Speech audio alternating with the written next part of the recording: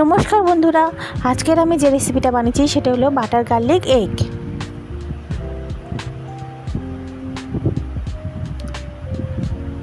এই butter garlic egg করার জন্য আমি 4টে ডিম নিয়েছি, 1 চামচ বাটার নিয়েছি, গোটা কত রসুন নিয়েছি আর চিলি ফ্লেক্স নিয়েছি।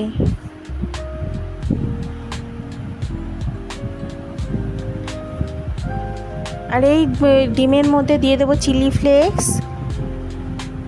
ফ্লেক্সটা 1 চামচ দিয়ে দেব, আর 1 চামচের একটু কম গোলমরিচ দেব, আর দিয়ে দেব নুন পরিমাণ মতো।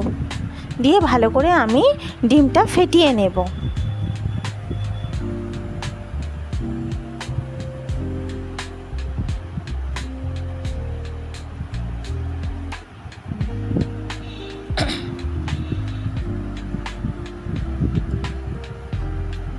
ডিমটা ফেটিয়ে নেওয়া হয়ে গিয়েছে।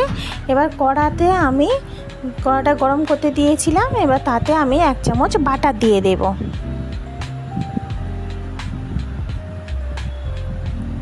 আর ওই বাটারের মধ্যে আমি কড়াইতে যে বাটার দিয়েছিল তাতে আমি ফেটানো ডিমটা দিয়ে দেব, দিয়ে আমি ভালো করে ভেজে নেব।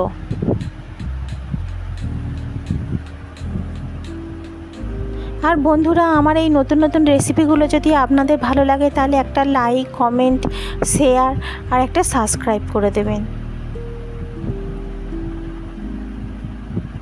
যাতে আমার নতুন নতুন ভিডিওগুলো আপনাদের কাছে খুব সহজেই পৌঁছায়।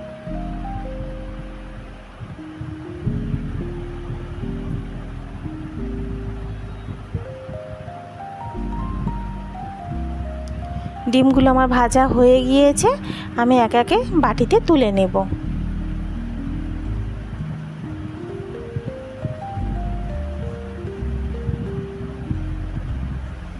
আবার ওই কড়াতে আমি ফেরও 1 চামচ মতন বাটার দেব,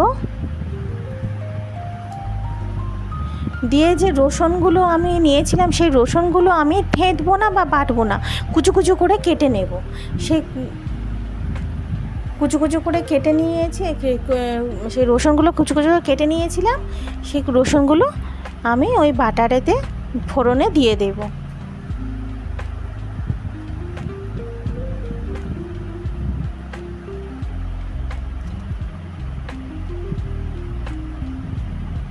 রসুনগুলো দিয়ে বাটারের সঙ্গে খুব ভালোভাবে ভেজে নিতে হবে। এরপর লঙ্কা কুচি আর চিলি ফ্লেক্স দিয়ে দেব ওর মধ্যে। এটা খুব সহজেই হয়ে যায়, আর খুব তাড়াতাড়িও এই রেসিপিটা হয়ে যায়। আর একটু গোলমরিচের গুঁড়োও দিয়ে দেব।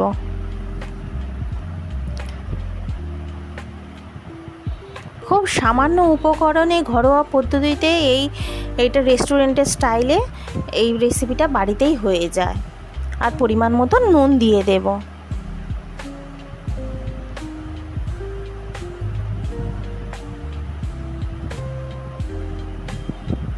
দিয়ে খুব ভালোভাবে আমি কষিয়ে নেব। এতে কোনো হলুদ দেব না বা অন্য কোনো মশলা লাগবে না, খুব হালকা মশলার মধ্যেই হয়ে যায়। রসুনগুলো খুব ভালোভাবে বাটারে কষিয়ে নিয়েছি। খুব ভালোভাবে বাটারের সঙ্গে আমি রসুনটা ভালোভাবে কষিয়ে নিয়েছি, আর দিয়ে দিয়েছি 1 চামচ মতন কর্নফ্লাওয়ার। 1 চামচও দিতে পারেন, পরিমাণ মতন 1/2 চামচও দেওয়া যায়। আমি এখানে 1/2 চামচের একটু বেশি দিয়েছি কর্নফ্লাওয়ারটা, দিয়ে আর জল দিয়ে দিয়েছি।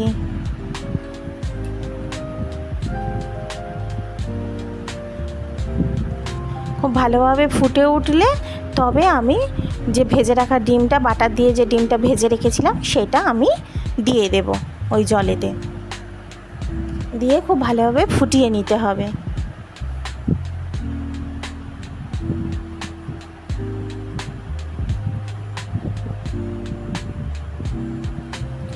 দিয়ে একটু ম্যাগি মশলা লাস্টে নামানোর আগে আমি একটু ম্যাগি মশলা ছড়িয়ে দিয়ে নামিয়ে নেব।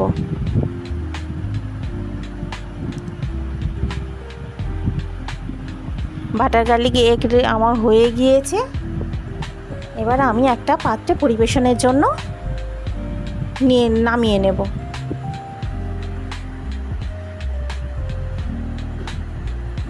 দেখুন বন্ধুরা কত সুন্দর হয়েছে, পুরো রেস্টুরেন্ট স্টাইলে আমার বাটার গার্লিক এগটা হয়েছে।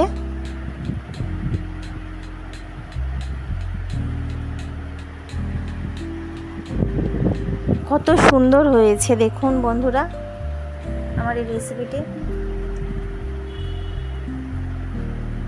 আমার রেসিপিটা ভালো লাগলে অবশ্যই একটা করে লাইক, কমেন্ট, শেয়ার আর সাবস্ক্রাইব করে দেবেন বন্ধুরা।